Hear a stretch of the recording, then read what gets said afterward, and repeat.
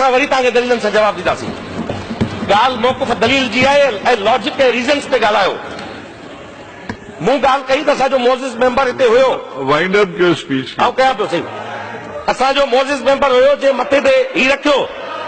अॼु आऊं चवां थो त महिरबानी करे आपकी बारी आएगी आप जवाब दे देना, आपकी बारी आएगी आप जवाब दे देना, ठीक है, आप बैठ जाएं जी।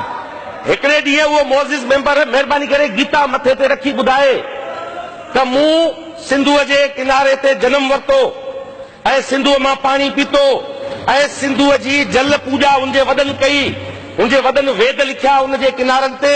हू गीता रखी असेंबली में चवे त मूंखे सिंध जो विरहाङो क़बूल आहे, त असीं मञींदासीं साहिब जी जज़्बात ऐं जेका हुनजी शिदत आहे उहा बहितर हूंदी। उहो कुंजोमल भील हुयो कल हिते असांजो मोज़िस मेंबर, जेको ॿुधाए थो त हुननि जी ॿारनि, हुनजी नंढड़ी धीअ हुनजे ॿारनि पाण में रांदि पई कई उमरकोट जे गलियुनि में, ऐं हू हिकिड़े ॾींहुं अची हुनजी धीउ थी हुनखे चवे त बाबा मूंखे ॿी धीउ, मूंखे हिकिड़ी छोकिरी पाड़े जी पारा तो ॾिनो आहे त तूं गद्दार जी धीउ आहीं, तुंहिंजो पीउ जेको आहे उहो सिंध विराइण थो चाहे। अची मूं उन ॾींहुं तइ कयो त हाणे मूंखे पंहिंजो रस्तो अलॻि करणो आहे। उन मेंबर खे सलाम पेश थो करियां। असीं चऊं था अचो, अॼु बि असीं तव्हांखे चऊं था अचो, धरतीअ जा पुट थियो, सन ऑफ सॉइल थियो, आगा साहब आऊं तव्हां सरदार शाह साईं काइम अली शाह, असीं सभु ही मुहाजिर वेठा आहियूं। ही सभु बरोच जेके आहिनि मुहाजिर आहिनि, कुर्द ॿिया, अॼु धरती जा हलाली पुट आहिनि जो हिन धरती खे हुननि क़बूल कयो आहे, धरती जा अॼु सन ऑफ सॉइल थिया वेठा आहिनि। दीन धर्म सभु धरती जा आया, धरती आहे उत्तम, इंसाननि जी आजाईअ जो आहे भूअ भरम। इन करे असीं चऊं था त ओन कयो।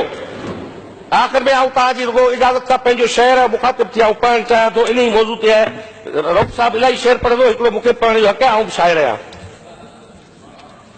रऊफ भाई तो एक्सपर्ट हैं शायरी साईं, वो तो अब मुकाबला करा के देखे ना, बहुत बड़े शायर हैं। असां लाइ सिंध वतन आहे, असांखे रूह ते पातल असां लाइ ॼण बदन आहे। असां लाइ सिंध वतन आहे, असांखे रूह ते पातल असां लाइ ॼण बदन आहे। इहा ई आहे ज़मीन मुंहिंजी, इहो मुंहिंजो गगन आहे। इहा ई बेश्त मुंहिंजी आहे, इहो बाग़े अदन आहे।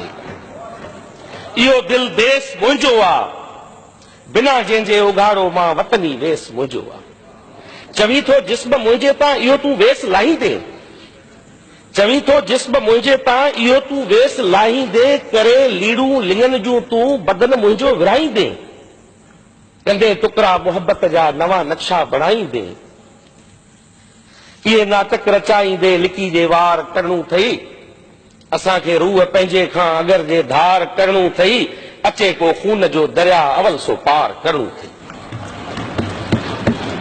गंगा जमुना जे पाणीअ सां, गंगा जमुना जे पाणीअ सां निभायो कोन तो नातो, सिंधूअ जे जल ते जीअंदे सिंधूअ सां वेर तो लातो।